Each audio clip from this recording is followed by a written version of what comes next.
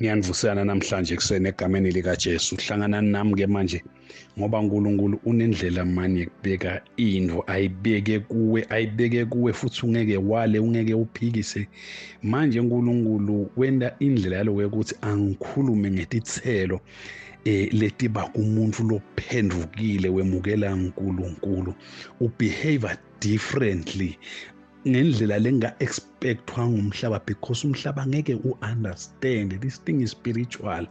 Egameni likaJesu sihloko sethu sithi tithelo takamoya letiba kumuntu. Umuntu bantu abakethu lodibene noNkulunkulu impilo yakhe iyashintsha iyaguquka ingabisafana. Labanye bebangaboni babona, labanye bebathi shosha basukuma. Ngifuna kuveda lokho uthi Jacob enakakhuluma wadibana noNkulunkulu but wamshiya phansi weyinyonga. Uthi Paul lapha nakachaza uthi bekaya eDamaseko ayohluka ubede emakholwa but wasinayo ufika eDamaseko WhatsApp emazulu wachaza umbane lo wamshaya futhi ngilawuva khona lokho lo mbane wamshaya waphazamiseka lamehlo waba ne-visual impairment. Usinaka khuluma lapha kule ncwadi yezenzo uthi wafika eGalatia wabekwa tandla ngu-Ananias kwahohloka lokusamlotha lokusankhungu kuphuma emehlweni akhe kuhohloka. Usinaka khuluma lapha 1 Corinthians chapter 12 verse number 7 athi kulinyeva lelingihluphako, linyeva lelingiphrikilishako, linyeva lelingikhathatha ukuthi I pray to God isinkosi restore my vision. Ngicela ulisuse lelinyeva athi uNkulunkulu in your weakness that is when I give you strength. Where you are weak I give you strength. Egameni likaJesu ngeke ngathi ngiyafunza ngeve amagama labhlungu awakhuluma kubantu baseGalatia.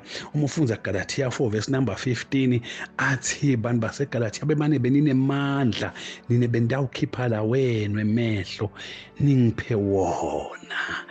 Hallelujah, because umuntu odibene noNkulunkulu impilo yakhe yantshintsha egameni likaJesu. Kuyawasinaka ikhuluma Paul enzaba aveta ithelo tamoya taze taba ngu9. Ngiyaqela kuwe ukuthi ngidigroupe into 333. Seqala sithelo licala the first group ikhomba ipresence yaNkulunkulu la ngekhathi kuwe ungumuntu. Lolo luthando kujabula kuthula. Umuntu lona uNkulunkulu uba neluthando, uba neluthando ngisho kubantu labamenyanyako labangamthanda bamfuna efile but abe neluthando abathanze. Hallelujah. Uthi tena akakhuluma kulomunye wathi bathethelele abakwati labakwenda babe bamshaya kodwa egameni likaJesu kunekujabula. Sijabula noma ngabe sikhala, sijabula sihlekise kwemfana tehla inyembede but usmile. Athi akhuluma Paul base Roma 5 verse number 3 and 4 akhuluma amagama athi siyajabula nasetinhluphekweni siyajabula because inhlupheko kuletha kubeketela nekubetela kuletha kuqiniseka nekuqiniseka kuletha lithemba. Athi kukhona nekuthula. We have peace in the midst of problems, in the midst of poverty. Thina sibane kuthula bese uletha letinye letinzathu letingasidi uNkulunkulu, letingasidi mina kepha tiside emakhelwane. Hallelujah. Tsanza makhelwane akho njengoba uthanza wena. Uthi kubeketela, bubele, kulunga egameni likaJesu. Athi sibeketela labasihlukubeta. Sibe necompassion ngisho etitheni tethu, sibe nebubele ngisho etitheni tethu, sikhombise kulunga kumuntu asigcilada asihleba asenda konke lokubi. Sikhombise thine kulunga egameni likaJesu. Tiwadle mabele ami, tibudla umbila wami, siqhubeke sibe soft, sibe nekulunga egameni likaJesu. Kwesithathu uvetelenye tithelo tabatinzathu ekugcineni letikhomba icharacter yemuntu lodibene naNkulunkulu aba ne-encounter naNkulunkulu. Kuba khona ama-changes lendeka kola kuye. Number 1 uthi kuba kwethembeka. Lo muntu uthembeka noma ngabe uyedwa noma emathuba ayavuma uyethembeka. Was number 2 kuthobeka.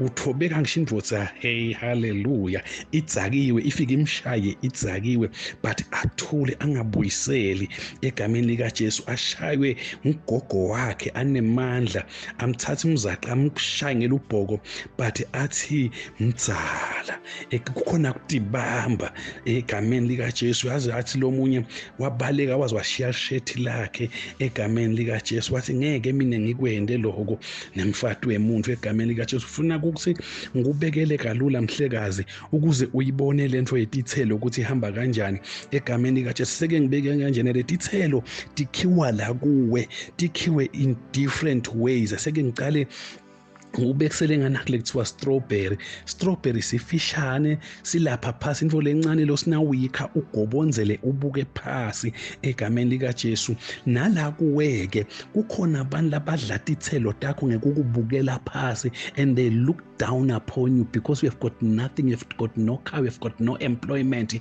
ubukeka ngazi ukuthi wena you are good for nothing but wena nangabe ungumfana waNkulunkulu uye wathi lokho ukuthi kufune ngiproduce nathi tithelo ke manje as they look down upon me as bagobonzela bangibuke like nothing like trash but mina kusuke kukhiwa sithelo sami sakamoya angigongeki kangikhali kangizangali because lokungibukela past that is how God lifts me up egameni likaJesu khona labanye labanetithelo lesithi ngemakotapeni ngema-avocados ema-kotapeni bantu abakethu akhiwa ngentweba ukhinduka intweba udose ustretche letithelo la kuwe atithathwa malula but tithathwa ngekwekuthi wena uzofike la khona u-about to break ikhole athi kukhona kuchithelwa kukhona ukuthi umuntu acele something but ngekukhonona umphile last week but so ulapha izinto phinde ukhonona nalothi wena vele uyala vele wena uyasebenza la ekhaya but wena usisithi ngalutho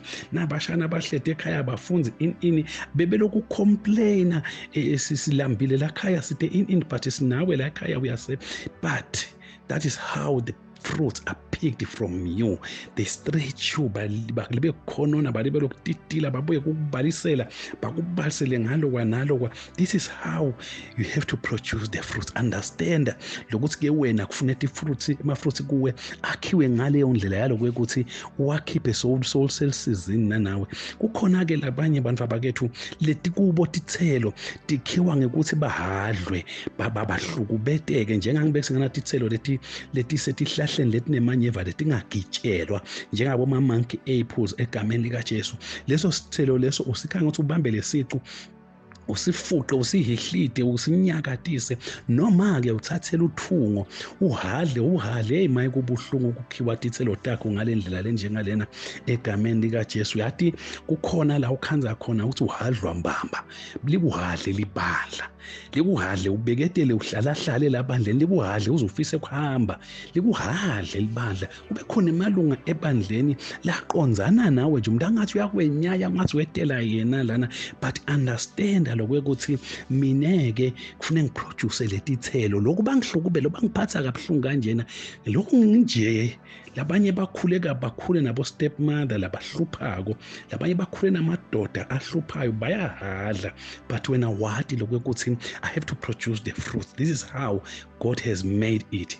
Khona labanye egameni likaJesu lebafanana na banana uyathi banana yakhe case ibhlungu kanjani ngoba banana na utawukhale sithelo ufune bese ujuba lesihlahla sawo ukhele sithelo udestroy lo lokusele kungaphinzi kumile egameni likaJesu. That is how banana is made egameni likaJesu.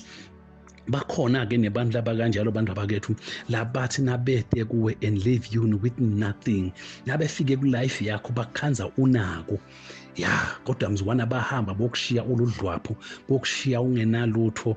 These people ba destroyer lomnye ungamboni lomnye kwanza uthi ufunza naye esikolweni yakhe imali uyibeka eceleni yakhe uyayifihla adle le yakho and kuphuma le yakho ngoba yakhe uyayifihla.